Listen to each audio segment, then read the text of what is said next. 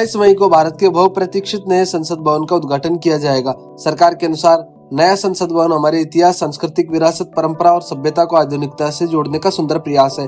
इस अवसर पर एक ऐतिहासिक परंपरा भी पुनर्जीवित हो रही है।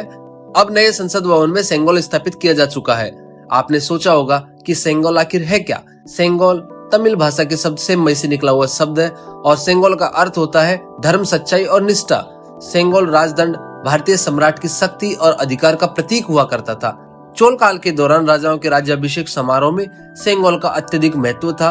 यह एक भाल्य या ध्वज दंड के रूप में कार्य करता था, जिसमें बेहतरीन नक्काशी, जटिल सजावट होती थी और सेंगोल को अधिकार का एक पवित्र प्रतीक माना जाता था, जो एक शासन से दूसरे शासक को सत्ता के हस्तांतरण के रूप में सौंपा जाता था।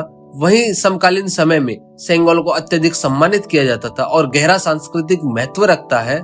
यह विरासत और परंपरा के प्रतीक के रूप में प्रतिष्ठित है, जो विभिन्न सांस्कृतिक कार्यक्रमों, त्योहारों और महत्वपूर्ण समारोह के अभिन्न अंग के रूप में कार्य करता है। 14 अगस्त 1947 को जवाहरलाल नेहरू ने तमिलनाडु की जनता से इस सेंगोल को स्वीकार किया था। यह अंग्रेजों से इस देश के लोगों के लिए सत्ता के हस्तांतरण का संकेत था। इसे इलाहाबाद के एक संग्रहालय में रखा गया था और अब इसे नए संसद भवन में स्थापित किया जा चुका है।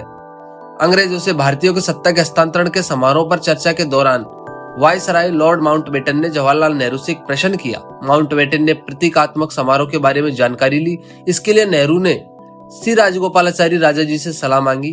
राजा जी ने चोल वंश के सत्ता हस्तांतरण के मॉडल से प्रेरणा लेने का सुझाव दिया। दरअसल चोल वंश में एक राजा से दूसरे राजा को सत्ता सौंपते वक्त शीर्ष पुजारियों का आशीर्वाद दिया जाता था और राजा जी के अनुसार चोल काल में एक राजा से उसके उत्तराधिकारी को सेंगोल का प्रतीकात्मक हस्तांतरण शामिल था।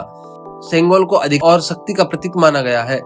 राजा जी ने तमिलनाडु के तंजौर जिले में स्थित एक धार्मिक मठ से संपर्क किया और अदिनम मठ से जुड़े संस्थान हैं जो भगवान शिव की शिक्षाओं और परंपराओं का पालन करते हैं। 500 से अधिक वर्षों से लगातार काम कर रहे हैं और आदिमों के बीच इनका एक महत्वपूर्ण स्थान है। उनकी विशेषज्ञता और न्याय और धार्मिकता के सिद्धांतों के गहरे जुड़ाव को स्वीकार करते हुए राजा जी ने सेंगोल की तैयारी में उनकी सहायता मांगी। इस प्रकार तिरुवदुथुराई अधिनम के शीर्ष पुजारी द्वारा एक सेंगोल को बनाया गया, जिसकी लंबाई लगभग 5 फीट थी। विशेष रूप से इसके शीर्ष पर स्थित नंदी प्रतीक था, जो न्याय और निष्पक्षता को दर्शाता है।